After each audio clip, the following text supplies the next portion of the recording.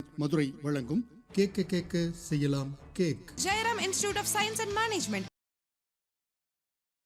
கோடை பண்பலை 100.5 இப்பொழுது நாம் கேட்டு ருசிக்க Jayaram institute of science and management Madurai வழங்கும் கேட்க செய்யலாம் cake. Jayaram institute of science and management, Arumanur விளக்கு, Azhagar Koil road, Madurai. Cell 7094499730. Jayaram institute of science and management. Courses offered BSc Catering and Hotel Administration 3 வருடம், diploma in Catering and Hotel Administration 3 வருடம், craft certificate course in food production 1 வருடம், craft certificate course in bakery and confectionery 1 வருடம். மேலும் தகவலுக்கு Jayaram institute of science and management, Arumanur விளக்கு, Azhagar Koil road, Madurai. Cell 7094499730.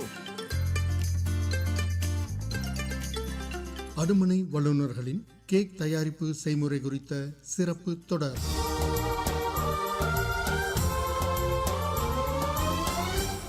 வணக்கம், என் பெயர் M Gopikrishna. நான் ஜெயராம் காலேஜில் 3rd year BSc hotel manage படிக்கிறேன்.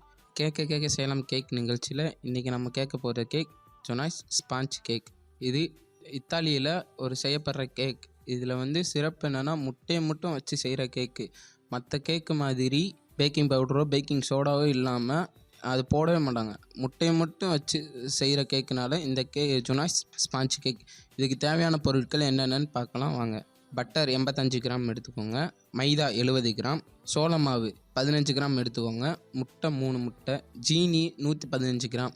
இது தேவையான பொருட்கள். இப்போ அந்த கேக் எப்படி செய்யலான்ட்டு செய்முறைக்குள்ளே போகலாம் வாங்க. ஃபஸ்ட்டு ஒரு பட்டர் எடுத்து அது மெல்ட் பண்ணி வச்சு தனியாக வச்சுக்கோங்க. அப்புறம் ஒரு பாத்திரத்தில் மைதாவும் சோள மாவும் எடுத்து சலிச்சு வச்சுட்டு அதையும் தனியாக எடுத்து வச்சுக்கோங்க.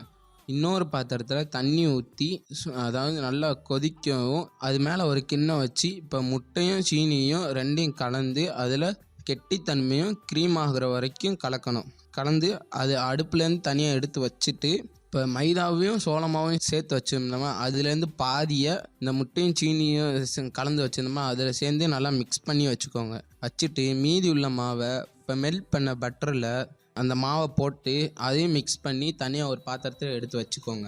ஃபஸ்ட்டு பட்டரையும் வச்சு பண்ணியிருந்தோம், முட்டையும் வச்சு பண்ணியிருந்தோம். அது ரெண்டையும் ஒன்றா சேர்ந்து அதை ஒரு நல்லா மிக்ஸ் பண்ணி வச்சுக்கிட்டிங்கன்னா உங்களுக்கு கேக் செய்கிற பேட்டரி தயாராகிடும்.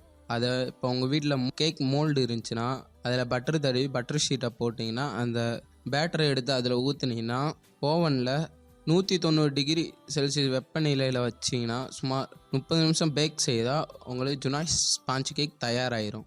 ஓவன் இல்லாதவங்களை அதாவது இட்லி சட்டியில் தண்ணி ஊற்றி அது லைட்டாக உப்பு போட்டு அதில் வச்சிங்கன்னா அது 30 to 40 நிமிஷங்களும் வச்சிங்கன்னா அது உங்களுக்கு கேக் தயாராகிடும். Genoise sponge cake ready. அடுத்த கேக்கில் உங்களை சந்திக்கிறேன். நன்றி, வணக்கம்.